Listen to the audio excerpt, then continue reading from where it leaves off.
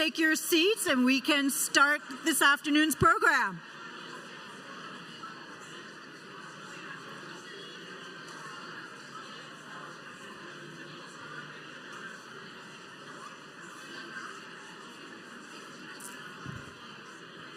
Good afternoon. How is everybody today?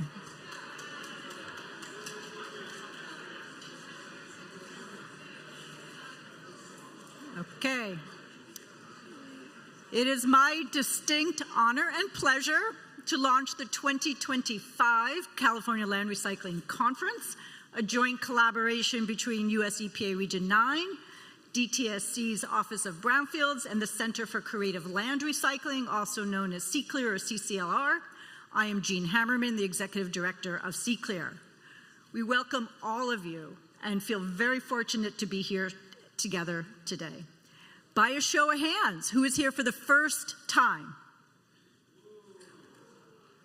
That's great. And who was with us last year?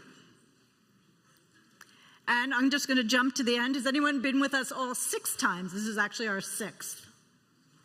Excellent.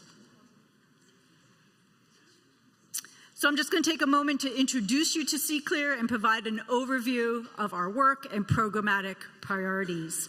We were established 26 years ago to support rebuilding in existing places to preserve open spaces.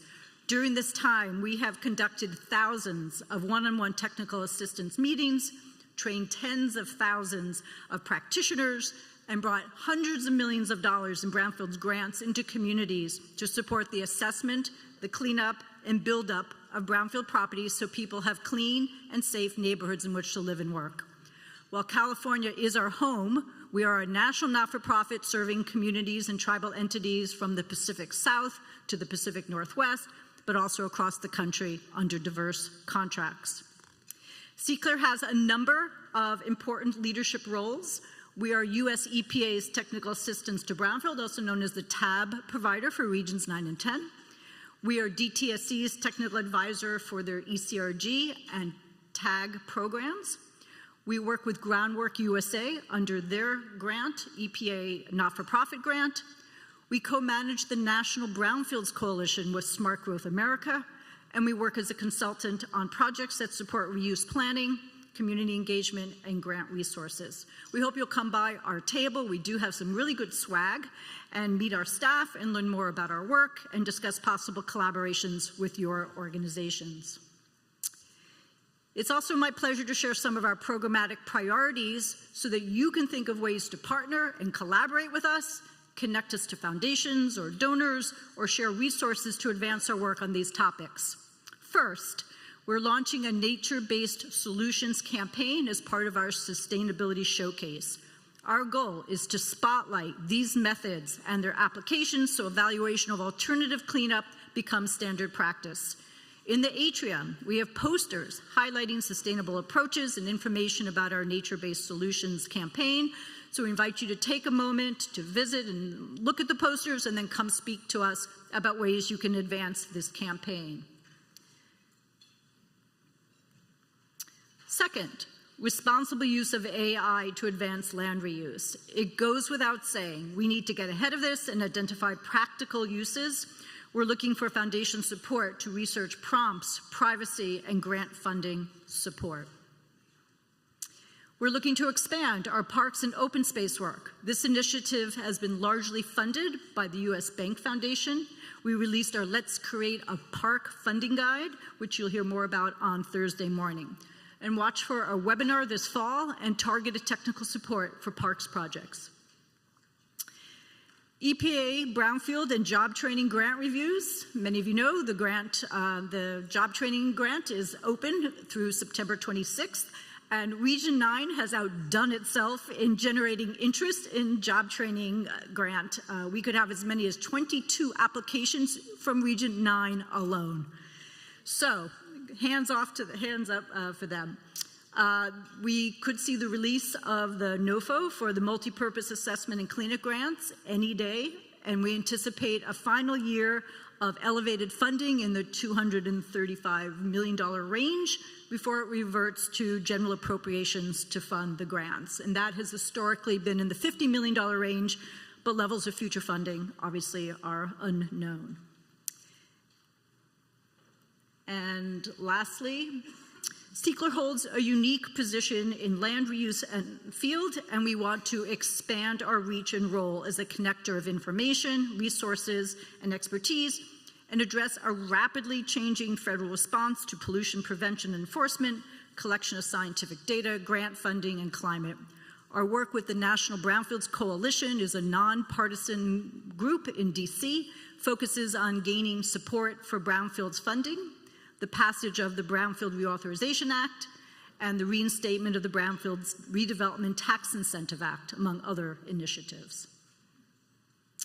Each year, we come up with a theme that frames the conference. Last year was From the Ground Up. This year is Transforming Land, Empowering Communities. These are inspiring words that challenge us to meet the moment, to stay grounded in our values so that our projects embody transformational elements that empower and protect community residents. By the numbers, CALRC is the only statewide conference solely focused on the beneficial use of underutilized and environmentally impacted property. Over 300 people have registered, and you represent local governments, state and federal agencies, private entities, tribal and community groups. You can use the Whova app to see who is here and make connections. CALRC's Claire Weston will do a short tutorial on how to use Whova at the end of this session. This conference is also an extraordinary collaboration with 24 sessions, 21 exhibitors, and I'd want to give an important shout out to our 92 speakers who have taken the time to be here and to share their expertise. They are wearing royal blue ribbons, and please join me in thanking them.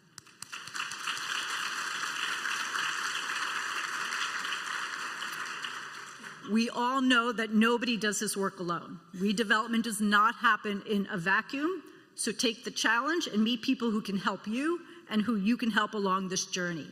Those wearing pink ribbons are here for the first time, and there were a large number of them, so please make a special effort to introduce yourself to them. We have some conference firsts this year. We just held a 3-hour plus Brownfields Basics for those newer to Brownfields or wanting a refresher this morning. And we were surprised to see that about 50% of the people who attended were involved in the industry for less than a year. So it's great that they showed up. We'll also be holding our inaugural Perfect Pitch competition on Thursday morning, a not-to-be-missed session where the audience votes for best presentation and best call to action. And lastly, 100% of the sessions that you're going to be hearing over the next 3 days were submitted during our call for sessions by you. That means your interests and priorities are reflected in our agenda. This summit was organized by CALRC's talented team under the leadership of Claire Weston, CALRC's Senior Program Manager. We have 13 members of our CALRC team today, and I'm going to ask them to please stand and be recognized.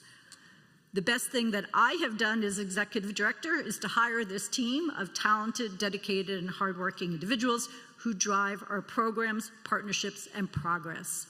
I don't see them standing. Please join me in a round of applause for their contribution to the organization's success. We are wearing black ribbons that say organizers, and we're friendly, and so please come up and introduce yourselves to us.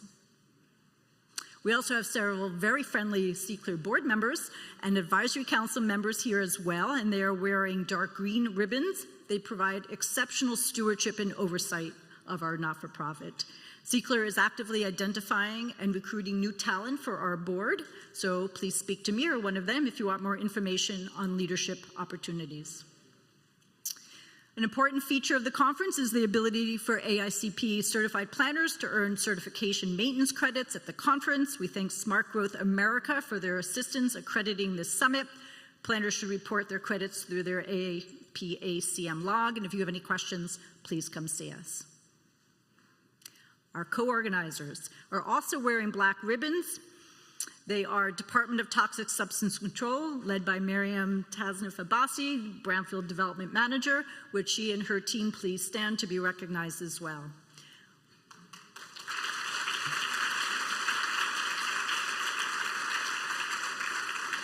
Marianne will introduce DTSC's Director Katie Butler shortly and speak on several panels during the conference, including moderating our Women Visionaries panel. And EPA Region 9, there is a small but mighty team here from EPA. Stephanie, Daniel, and Jareen, please stand.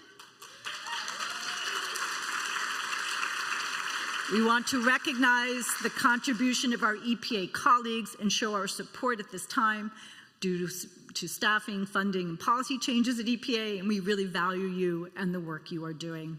Noemi Emmerich Ford, previously Brownfield's project manager and now director of the EPA Southern California Field Office, will introduce EPA Deputy Regional Administrator Sheree Peterson shortly. Our sponsors.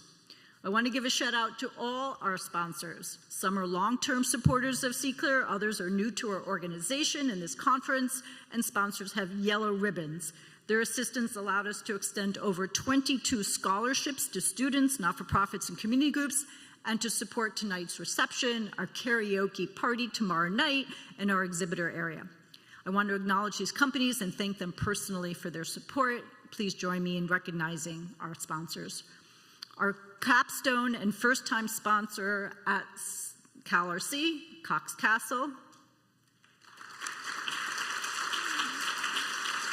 Our visionary sponsors, SCS Engineers, Langen, GSI Environmental, Ramble, Stantec, EKI Environment and Water, Nixon Peabody, Montrose Environmental.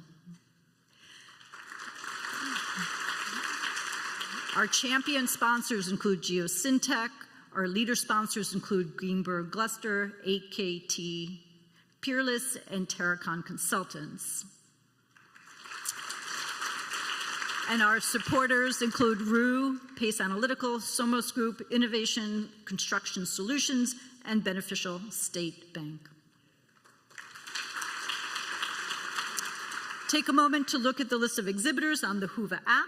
These companies and agencies have important information to share with you, so take the time to visit them at their booth or seek them out.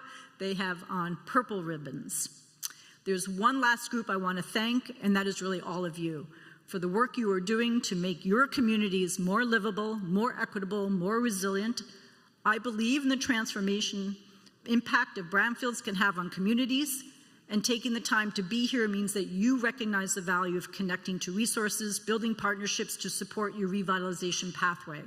We look forward to building our relationship with you and hearing about your successes and challenges going forward. It's now my great pleasure to introduce John Raymond, who will be standing in for the mayor.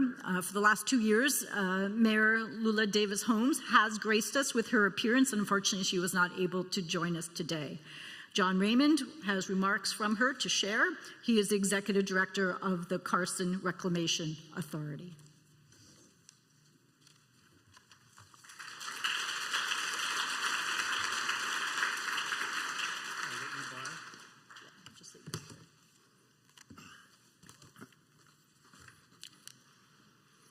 To put my glasses on.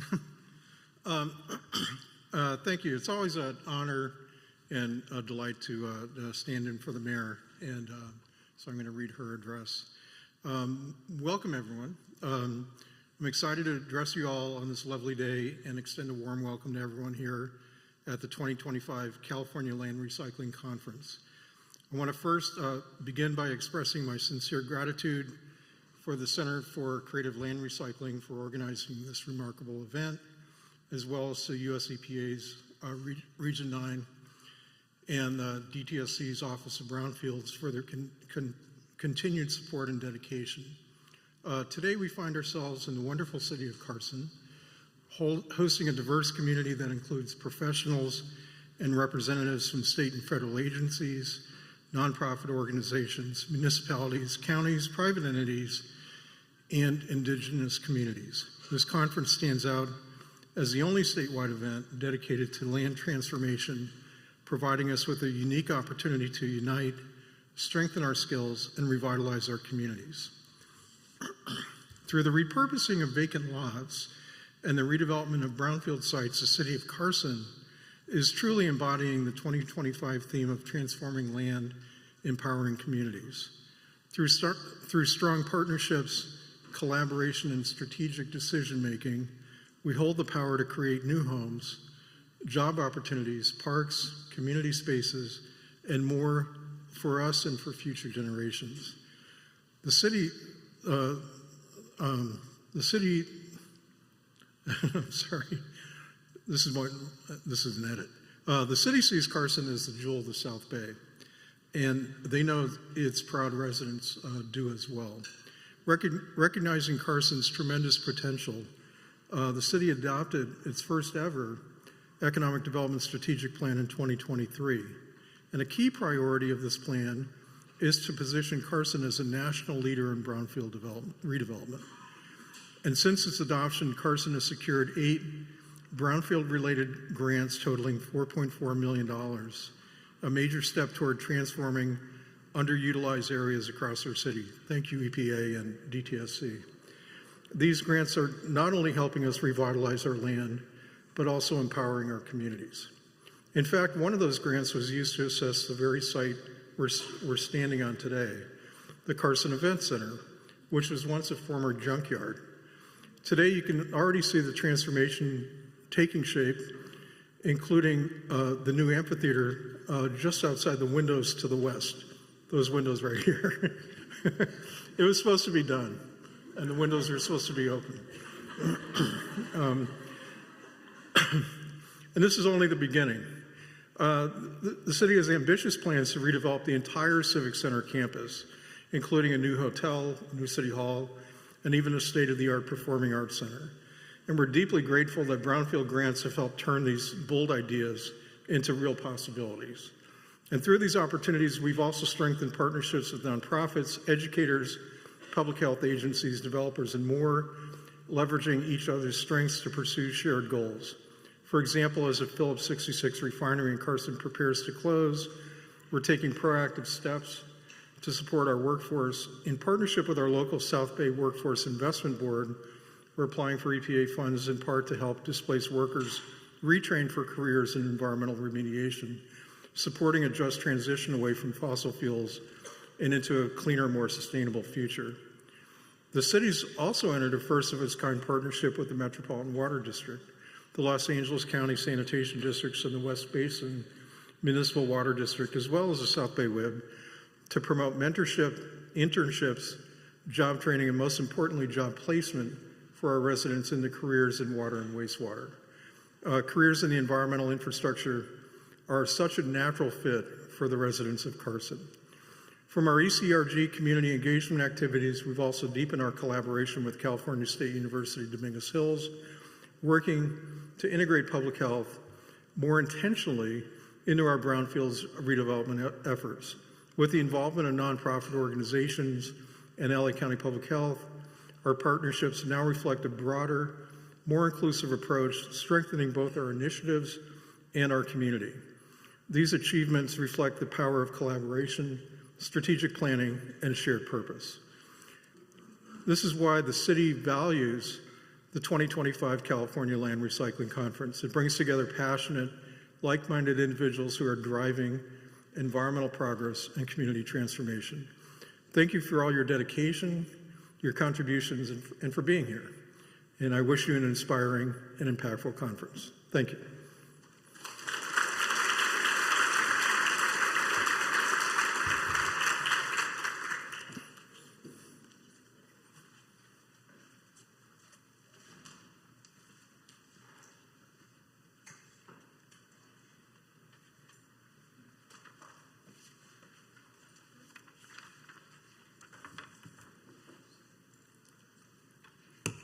So good afternoon, everyone. It's so great to be here today.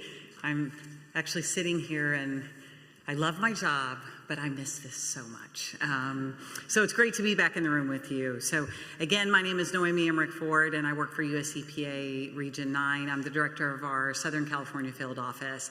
So it's my honor today to introduce a leader who not only brings an extraordinary wealth of experience, but one who also has a huge vision and strength that inspires everyone around her. And that person is US EPA's Deputy Regional Administrator, Cherie Peterson.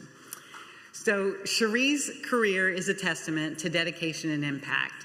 She spent more than 25 years serving the public, working at both US EPA and the Army Corps of Engineers. She's managed billion-dollar programs. She's overseen teams of thousands, and she's worked on everything from water management to environmental restoration and to land management, all of the environmental issues that affect the communities that we live in.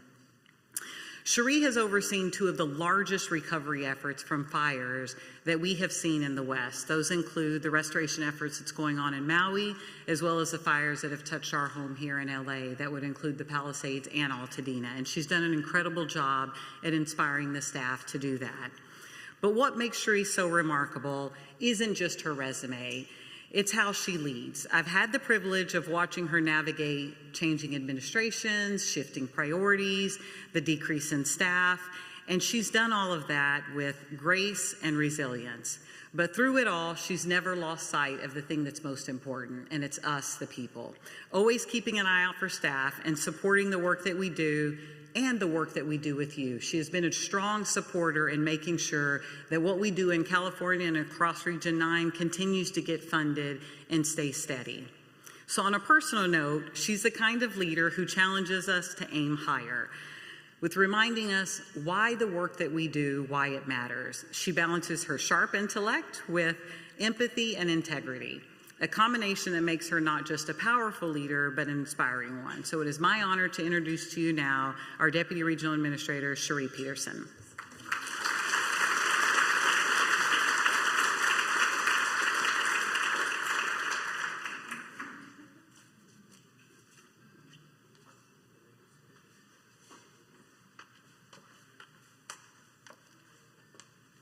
Thank you so much, Noemi.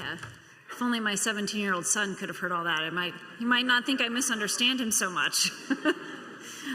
So thank you. First, good afternoon, everyone. It's such a privilege to be here again. Last year was my first, so I've had 2 years coming to this conference. It's pretty amazing.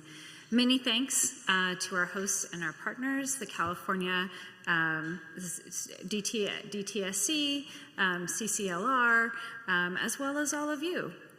Because really, you're the ones on the ground that are making this happen. And, you know, I was thinking about the theme, transforming lands and empowering communities. And it reminded me that actually in my own community, there is a reclaimed brownfield site. It's called Seal Point Park. It's been around since I've lived there for 15 years, so I was probably done in the 80s or 90s. And just a couple weeks ago, I was there running a 5K to support victims of domestic violence in San Mateo County. Now I know when whoever it was that envisioned this brownfield site, it's an open space and a beautiful park, was not thinking about anything other than creating open space. And to me, that is the power of this program, because while you may come in with a vision, you may not realize what's going to happen down the road a couple of generations, a couple of decades. I'm sure they didn't envision that this park would be used to raise money to help the only nonprofit operating in San Mateo County to help women and children of domestic violence. That is a really powerful statement. I'm so proud to be a part of it in EPA. You know, over our time in the brownfields, we have awarded over $26 million in grants, and we have that which has led to 289 site assessments, 23 cleanups, and 136 properties for reuse. All amazing work done by all of you. You know, I'm especially proud this year. We've awarded over $16 million for those same purposes. And what are some specific things that we've done since then? Just last month, EPA in San Francisco, in partnership with the state of California, awarded $2 million to do the final phase of Indian Basin Point Shoreline Park in San Francisco, which will really open up green space and shoreline restoration in an area that has known blight and a lot of sort of light and unattractive industrialization. You know, last year in Fresno, EPA took part in a ribbon cutting with the St. Russ Food to Share Hub initiative. This project is on a former brownfield site that has expanded food access and community service into an area that was generally considered a food desert. Here in the city of Carson, They have their second year, it's their second brownfields grant, and they're doing amazing things. I am sure, I can only imagine what this junkyard looked like before it was turned into this amazing center, and it continues to grow. I'm also pleased, as was alluded to earlier, that this is the last year of the Investment, Infrastructure, and Jobs Act funding. So there will be over $200 million available. As was also mentioned, the NOFO will hopefully be coming out soon. And really, please take advantage of this opportunity. You know, I'm a naturally competitive person. If we could get it all for California, I'd be very happy with that. So please do take advantage of that. So I'm sure you have already heard some success stories, and you will have many more from me and others throughout this conference. And it just makes me so proud of what EPA has been able to invest in, because we're not only investing just economic redevelopment, open space, we're developing the future generations of our communities. You know, we don't know and we won't see what happens in the future. That land may be used to raise money to help a survivor of domestic violence restart her life. It may be used to allow food access for children and families in need.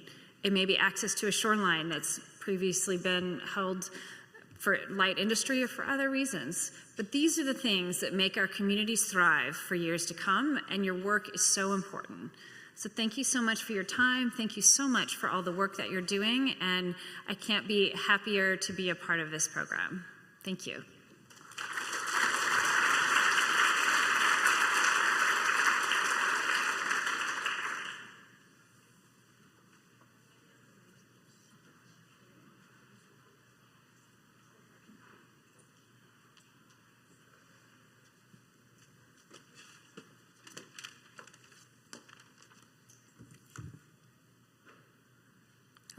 Way, sorry. There you go. Hi, everyone. Thank you so much for being with us today. It's such an exciting time. Jean did a really good job of thanking everyone, so I don't have to do it again, even though I really want to, because I am a regulator and like to really make my point, but I'm going to spare all of you guys today. I want to take the time to do this introduction. I'm really excited about welcoming our director, Katie Butler, to the stage. She's been in this role for about a year. She came to us as the deputy director of our hazardous waste management program and had a very high level of expertise in environmental justice, in permitting, and in public health. You know, what I've seen personally of Katie over this past 12 months or so that she's been our leader, is that she really invests in people. She has a great level of energy. That's something that's very motivating for me and my team and everyone else at DTSC. And more than just talking about brownfields renewal, she shows up. She's been there with us at ribbon cutting ceremonies and at grand openings. And to me, that really shows how much she is behind our work and how important this work is for her as well as us. It ends up being incredibly rejuvenating for us and motivating, and it helps us do our jobs better knowing that Katie is behind us all the way. So without any further ado, I'd like to welcome Katie to the stage.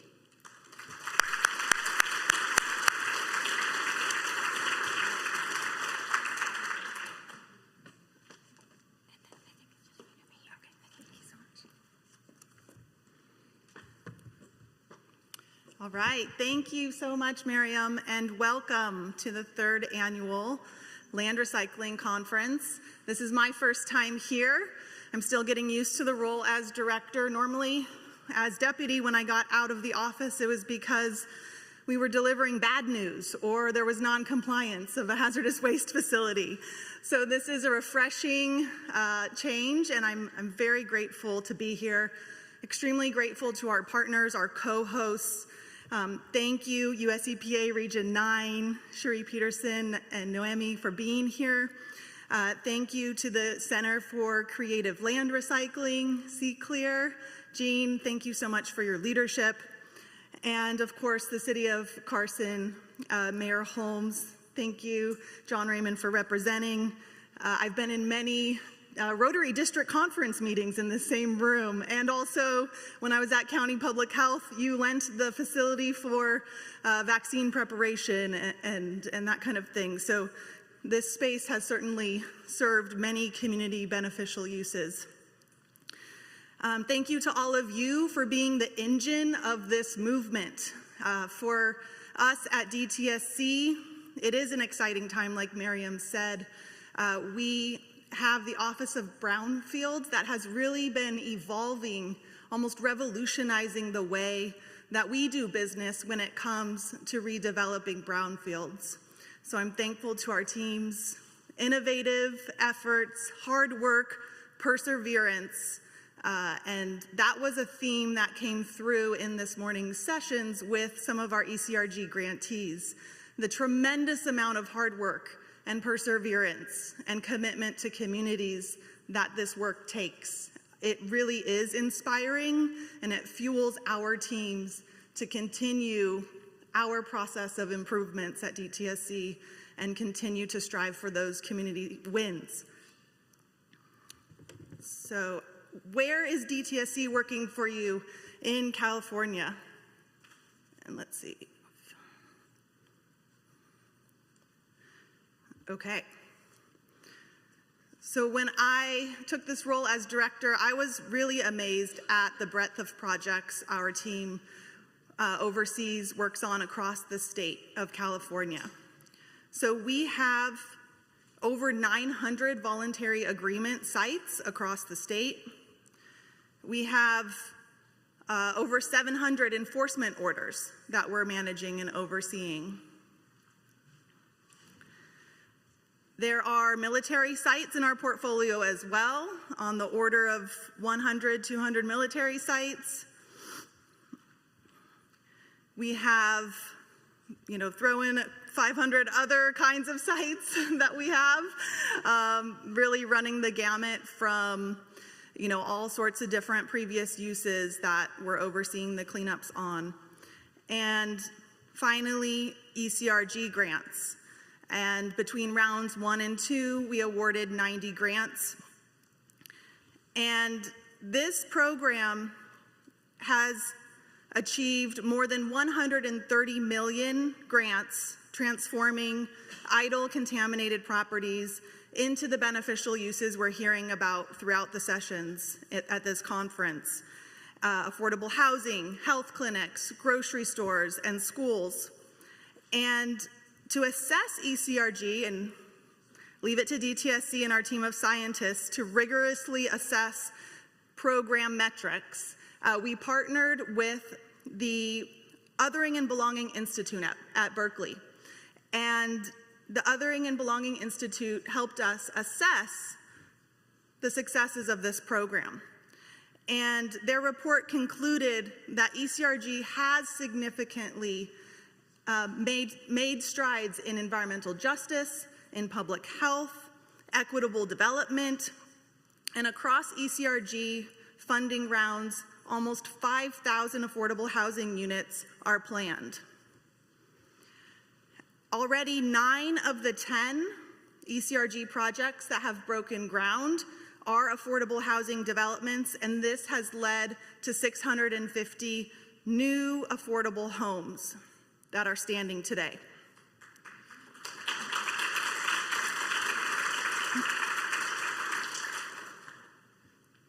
So through ECRG, we are prioritizing projects that serve communities.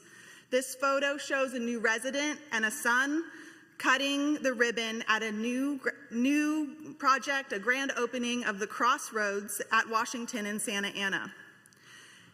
They are surrounded by community leaders like yourselves, and they are standing right in front of these newly built apartments. That was possible with $1 million of ECRG funding, paved the way for 86 new units. And it's really the people that benefit from these projects that drives us to do more. Because when you hear their stories, whether it was, previously being unhoused, not getting the supportive services they needed, and now this place where community services, housing comes together, it's it's a game changer. And I quote one of the grantees from this morning's session, the funding from these grants is really a game changer. So at DTSC, what are we doing? Wyatt, I think that's the biggest smile I've ever seen on your face. And there's a lot behind that smile because there were many trials and tribulations of this project. As many of you know, the perseverance aspect of this work comes into play. It takes a lot of perseverance to push through barriers, right? The famous last words, we came across some unanticipated contamination and we have to call Wyatt. So, we have to work through those hurdles together. We're here as a partner for all of you to work through those hurdles. And then when we go to a groundbreaking like this, we remember why we're doing this. We remember, this is a supporting housing development that's going to be in the West Anaheim corridor, and part of revitalization for this area connected to other community services in a master plan that the city has. So at DTSC, we're embracing new tools. We have started a new initiative called Community Considerate Cleanups, or C3, and this really puts communities at the center of evaluating different cleanup approaches, giving communities a seat at the table for evaluating remediation options. And that's been a powerful initiative for us so that we can involve communities in cleanup decisions. Our brownfields infrastructure improvements is well underway. Our team is working to streamline closure. Keep in mind that our program at DTSC originally was created to oversee Superfund and RCRA sites. So I thank our Office of Brownfields for being innovative, looking at ways to streamline our projects without sacrificing environmental protection so that we can help meet timelines. We can coordinate better, for example, with housing finance agencies. I know we're looking at working with the California Tax Credit Allocation Committee to better align the tax credit annual timelines with our timelines so that we have more proactive communication, more early involvement in the projects so that those expectations, those timelines, various regulatory requirements are just more transparent and everyone knows them up front. And that in the long run will help with smoother project timelines. So here you can see another photo of excavation and hauling away contaminated soils. This is in San Leandro, a future site of a park, and more than 5,800 tons of arsenic and lead contaminated soil were removed and safely disposed of in December 2023. So this cleanup made the site safe for reuse and cleared the way for construction of a new community park. That was much needed for this Ashland neighborhood. So we know that accessing funding for local municipalities can be overwhelming, and that's why I mentioned we're here as a partner. We have our team available to set up a briefing with you or your local city leaders, and I encourage you to do that so that we can help cities, nonprofits, your organizations navigate the very complex soup of regulatory agencies. We understand it's not easy. So please don't hesitate to reach out to our staff here over the course of the conference. Now, for us, environmental justice is at the core of our work, and too often industrial land uses have been sited next to homes, schools, other sensitive land uses. And I saw that firsthand when I was overseeing our hazardous waste program. So we are slowly but surely reversing this trend, bringing more community beneficial uses to underserved areas. And environmental justice to us also means that we show up for communities. Our team prioritizes accessing information, translating documents into local languages, Also giving access to decisions, like I mentioned with considerate cleanups, C3, giving communities a seat at the table when it comes to remedy selection and decision making. So this is a photo of us when we were at an Oakland grand opening. Miss Margaret, if any of you know the Oakland area, Miss Margaret is a legend for environmental justice projects, and she got her name on this building, which truly was fitting because this project created new affordable housing, supportive housing, and she has her name on the front of this building now as a testament to her environmental justice legacy. Here's a photo of a city hall meeting, community meeting, many of you are familiar with. And the ECRG success would not be possible without the local municipality partnerships. So our engagement with local governments really creates lasting results. And the lessons we've learned from working with local municipalities on the front lines have broadened our efforts. We are now offering these briefings to local electeds, local community leaders, as an avenue to be able to share stories, share experiences, and then work out ways, how can DTSC make these project timelines smoother? How can we be better partners and learn from each other in these briefings, smaller meetings, style briefings?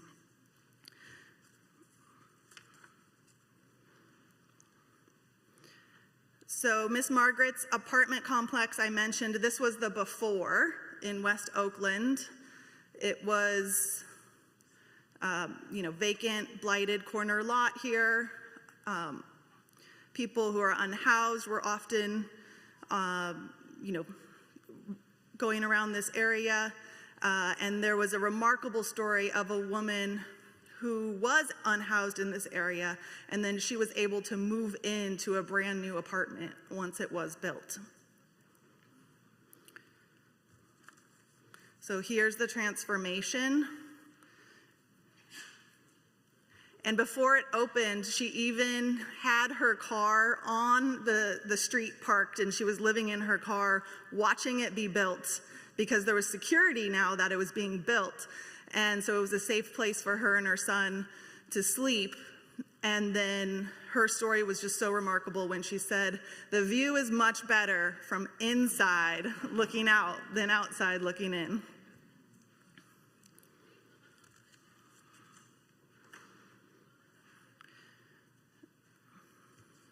So that's another before and after.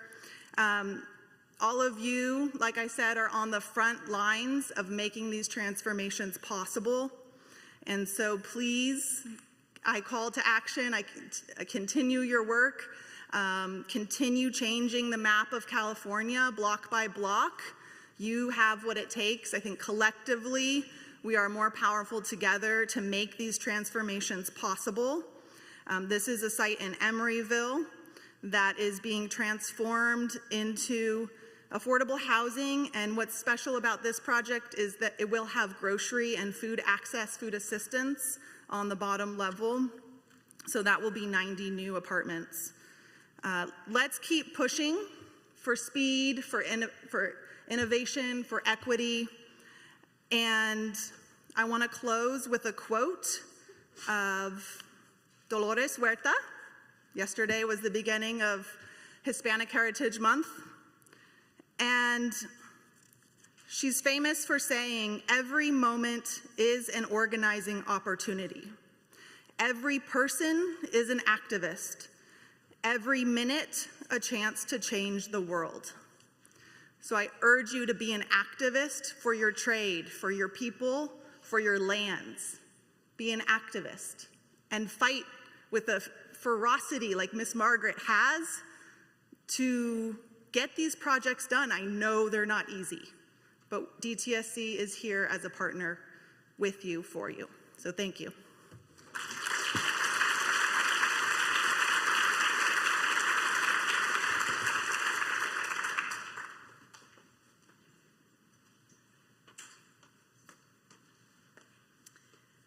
So I just want to say to Deputy Administrator Peterson and to Director Butler, we value you being here. We so appreciate your comments and sharing stories that really go back to our themes of transforming land, empowering communities. And we really thank you for your support. We feel it, and it inspires us to continue the work. And working together, as you've both said, is really the formula for more success. So with that, we are going to close out the welcome session by bringing up CALRC's extraordinary Senior Program Associate, Claire Weston, to share information about logistics for the conference and information about the Whova app. Claire?